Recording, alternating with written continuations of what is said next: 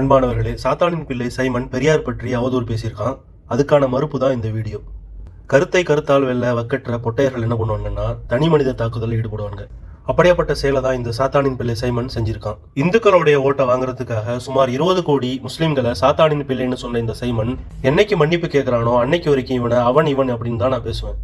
சாத்தானின் பிள்ளை சைமன் சொல்லக்கூடிய கருத்துக்கள் பெரியார் உண்மையிலே சொன்னாரா இல்லையா அப்படிங்கிறது தான் இந்த வீடியோவில் பார்க்க இருக்கும். சிந்தனையாளர் கழகத்துடைய உழைப்பால உருவானதுதான் ஆணைமுத்து எழுதிய பெரியார் ஈவேரா சிந்தனைகள். இது 3 தொகுதிகளாக தொகுக்கப்பட்டிருக்கு. கிட்டத்தட்ட 2200 பக்கங்கள்ல 1974 வருடம் வெளியிட்டிருக்காங்க. இந்த நூல்ல பெரியாருடைய அரசு, புரட்சி, பகுத்தறிவு, விடுதலை, திராவிட நாடு, தோழன், தனி அரசு முதலான ஏடுகள்ல இருந்து அவருடைய கருத்துக்களை ஒன்றிணைச்சு உருவாக்கியிருக்காங்க. பெரியார் பற்றிய கருத்துக்கு சங்கி சைமனிடம் ஆதாரம் கேட்டபோது பெரியாருடைய நூல்களை பொது உடைமையாக்கினால் நான் ஆதாரம் தருகிறேன் அப்படின்னு சொல்லியிருக்கான். ஆனா ஆணைமுத்து அவர்கள் தொகுத்த இந்த 3 தொகுதியும் வினவு அப்படிங்கிற வெப்சைட்ல இலவசமாகவே கிடைக்குது. அதுல நீங்க பார்த்து படிச்சு அவர் என்ன சொல்லியிருக்காருங்கிறத தெரிஞ்சுக்கலாம். சங்கி சைமன் சொன்ன அவதூறுக்கு ஆதாரமா தற்குறி தம்பிகளும் அறமூல சங்கிகளும் கொண்டு வரக்கூடிய ஒரு ஆதாரம்னு பாத்தீங்கன்னா ஆணைமுத்து அவர்கள் தொகுத்த புத்தகத்துடைய முதல் தொகுதியில 194வது பக்கம் 194 இருந்து 196 வரைக்கும் உறவு முறை அப்படிங்கிற தலைப்புல ஆணைமுத்து தொகுத்ததுதான் ஆதாரமா கொண்டு வராங்க. ஆனா இவனு சொன்ன இந்த அவதூறு அந்த இடத்துல இல்ல. சரி, அந்த புத்தகத்துல என்னதான் இருக்கு அப்படிங்கிறத பார்க்கலாம். மக்கள் சமூகத்தில் சொந்தம் பாராட்டவும், சொத்துக்கள் அனுபவிக்கவும், கலவிகள் செய்யவும் உறவு முறை என்பதாக ஒரு நியதி ஏற்பாடு செய்யப்பட்டிருக்கிறது. பெரியார் என்ன சொல்றாரு அப்படின்னா, உலக மக்கள் அனைவரும் ஒரே தாயினுடைய வயிற்றுப்பிள்ளையாக இருக்கீங்க, எல்லோரும் மனிதர்கள் தான். ஆனா அவங்களுடைய திருமண முறை பல விதங்கள்ல வேறுபடுது. ஒவ்வொரு நாட்டுக்கும், ஒவ்வொரு ஜாதிக்கும், ஒவ்வொரு மதத்துக்கும் பழக்க வழக்கம் வேற வேறையா இருக்குது, உறவு முறை வேற வேறையா இருக்குது. இந்த உறவு முறைகள் அது எல்லாமே தொன்று தொட்டு கடைபிடிக்கப்பட்டு வருகிறது. அப்படி பாக்குறப்ப இந்த உறவு முறைகள் எல்லாமே அர்த்தமற்ற பழக்க வழக்கத்துடைய கட்டுப்பாட்டுல தான் இருக்கு, ஒரு குருட்டு நம்பிக்கை அடிப்படையா தான் கொண்டுள்ளது அப்படின்னு சொல்றாரு. ஒரு சொல்றதுல அர்த்தம் இருக்கு. காரணம், ஒவ்வொரு மதத்துக்கும் ஒவ்வொரு நாட்டுக்கும் வேறு வேறு உறவு முறைகள் பின்பற்றப்படுகிறது. ஏன் உலக மக்கள் அனைவருக்கும் ஒரே விதமான உறவு முறை பழக்க வழக்கங்கள் பின்பற்றப்படலை அப்படிங்கிறது தான் அவர் கேட்கிறாரு. அதுக்கு அவர் பல உதாரணங்களை ஒன்று சொல்லிட்டு வர்றாரு. அதை பார்க்கலாம். இந்துக்களை பொறுத்த வரைக்கும் ஒரு பையனுக்கு கல்யாணம் முடிக்கணும் அப்படின்னா அவனுடைய தந்தையுடைய சகோதரியுடைய மகளை கல்யாணம் பண்றான். அதே போல தாயுடைய சகோதரனுடைய மகளை கல்யாணம் பண்றான்.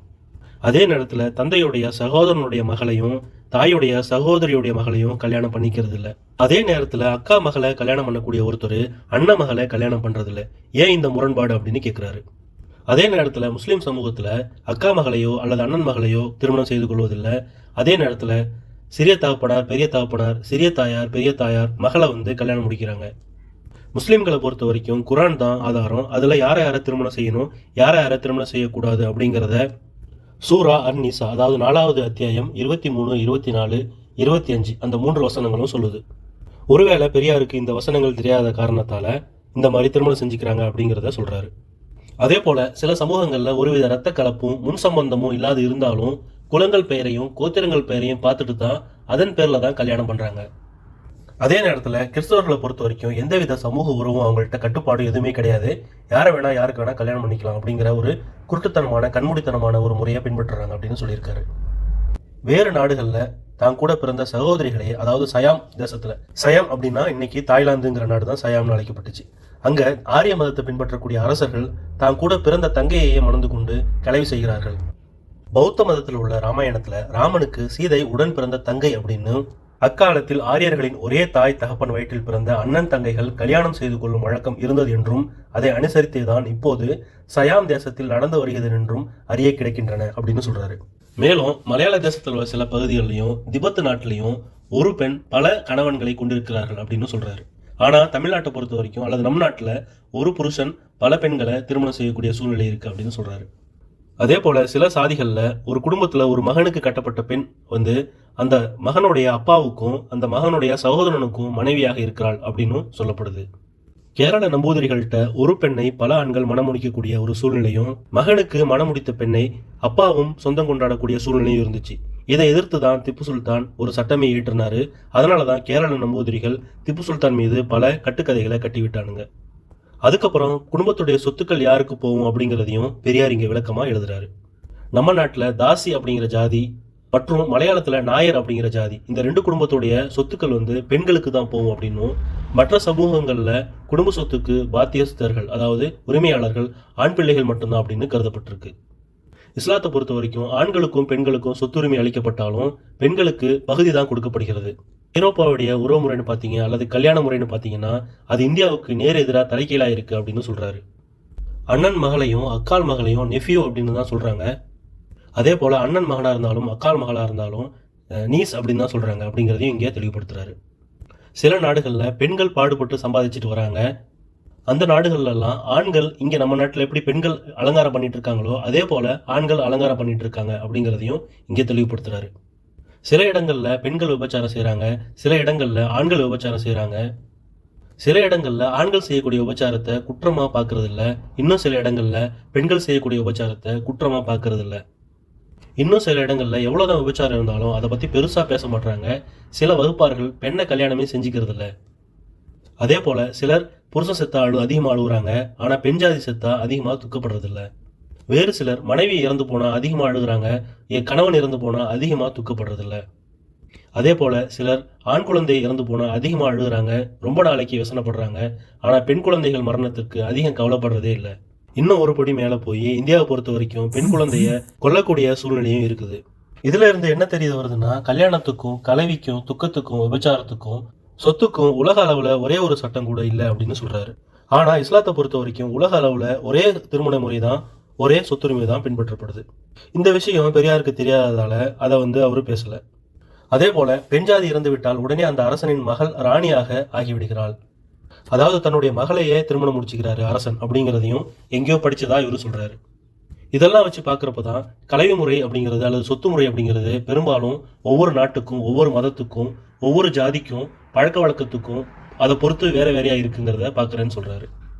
உலகம் முழுவதும் ஒரே வழித்துறையா காரண காரியமான முறை கிடையவே கிடையாது அப்படின்னு யூகிக்க வேண்டியதா இருக்குங்கிறாரு. இந்த விஷயத்தை பொறுத்த வரைக்கும் மற்ற உயிர்களுடைய இயற்கை சுபாவங்களும் எந்த விதமான வரையறைக்குள்ளேயும் கட்டுப்படாததாக இருக்கு அப்படிங்கிறதையும் இங்கே சுட்டி காட்டுறாரு. அதே போல பழங்கால புராணங்களை பார்த்தா தான் பெற்ற மகள் கூடயும் தாய் கூடையும் சேர்ந்த கதைகள் இருக்கு அப்படிங்கிறதையும் சொல்றாரு. முறை இல்லாத ஒரு உறவு முறையை தான் பல கதைகள் சொல்லுது அப்படிங்கிறதையும், குருவுடைய மனைவி சகோதரனுடைய மனைவி ஆகியோர்களையும் உறவு கொள்ளக்கூடியது குற்றமாக கருதப்படலை அப்படின்னு சொல்றாரு. பிள்ளை இல்லை அப்படின்னா பிள்ளை பெறுவதற்காக வேறு கணவன் கூட சேர்ந்து பிள்ளை பெற்றுக்கலாம் அப்படிங்கிறத மனு தர்மம் சொல்லுதுங்கிறதையும் இங்கே தெளிவுபடுத்துறாரு.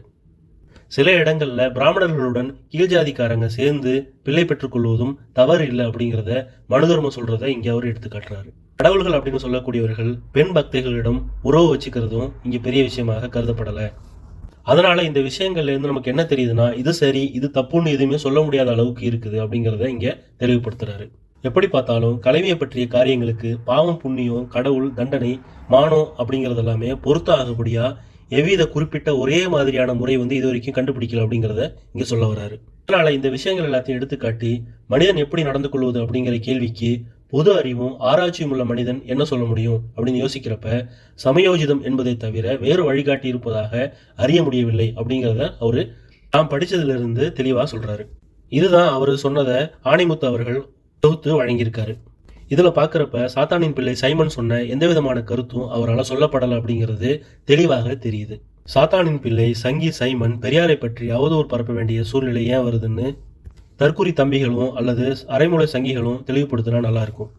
ஆரம்ப காலத்துல வயிற்று பிழப்புக்காக மணிவண்ணன் கூட சேர்ந்துக்கிட்டு திராவிடர் கழகத்துல வயிறு வளர்த்த இந்த சங்கி சைமன், தன்னை மக்களிடத்துல பிரபலப்படுத்திக்கிறதுக்காக தீக்கா மேடையை பயன்படுத்திய இந்த சங்கி சைமன், பெரியாரை புகழ்ந்து பேசிய இந்த சங்கி சைமன் இன்னைக்கு பெரியார் மீது அவதூறு பரப்பக்கூடிய சூழ்நிலைக்கு வந்துட்டான்.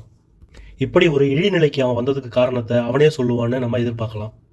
இந்த வீடியோ பிடிச்சிருந்தா லைக் பண்ணுங்க, ஷேர் பண்ணுங்க. உங்களுடைய ஆக்கப்பூர்வமான கருத்துக்களை கமெண்ட் பாக்ஸில் எழுதுங்க. மேலும் ஒரு வீடியோவில் உங்களை சந்திக்கின்றேன். நன்றி, வாழ்த்துக்கள். அஸ்ஸலாமு அலைக்கும் வரஹ்மத்துல்லாஹி தஆலா வபரகாத்துஹு.